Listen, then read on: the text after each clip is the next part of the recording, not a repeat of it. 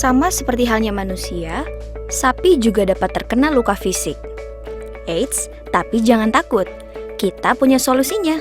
Saksikan terus ya.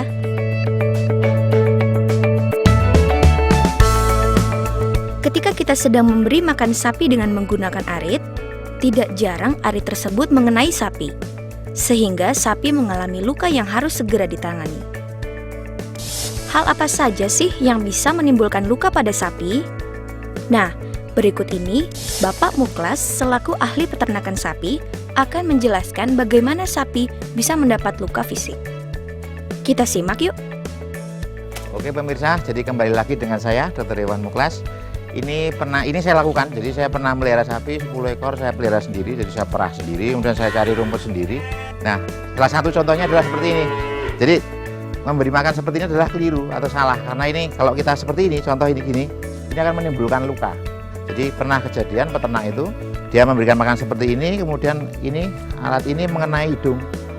Sekarang kita jadi tahu bahwa ternyata saat memberi makan pada sapi pun kita harus berhati-hati. Karena jika kita kurang hati-hati, sapi tersebut dapat terkena arit sehingga mengalami luka fisik. Tapi kita sebagai peternak sapi tidak perlu panik, karena Bapak Muklas akan memberikan beberapa tips mudah untuk mengatasi luka pada sapi. Berikut informasinya. Untuk mengatasinya sebenarnya sangat simpel atau mudah sekali. Jadi kita kalau darah itu sampai mancur gitu, maka yang kita lakukan adalah menghentikan perdarahannya secepat mungkin. Yang bisa kita pergunakan adalah ini. Jadi ini kita panaskan dulu di bara api, kemudian kita tempelkan di luka yang ada darahnya tadi. Selesai itu. Jadi perdarahannya akan langsung berhenti. Kita mungkin akan berpikir tentang obat pembeku darah dan lain-lain, tapi menggunakan besi panas seperti ini sangat praktis. Kemudian ada juga kejadian dari peternak misalkan lukanya itu bisa sampai di kena luka di hidung misalkan, di daerah muka misalkan di sini.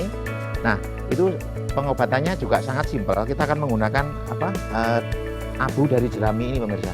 Jadi sangat simpel banget. Ini dibakar kemudian nanti jadi abu. Setelah jadi abu kita tempelkan ke sini, ke lukanya itu. Nah, jadi fungsinya abu itu akan menyerap cairan termasuk darah itu dan menghentikan perdarahannya, dan juga akan menjadi sebagai antiseptik atau antibiotik alami.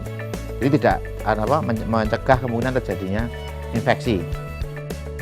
Ternyata mengatasi luka pada sapi tidaklah sulit, dan kita tidak perlu mengeluarkan biaya yang lebih untuk membawa sapi ke dokter. Berikut kami rincikan ulang tips untuk mengatasi luka pada sapi.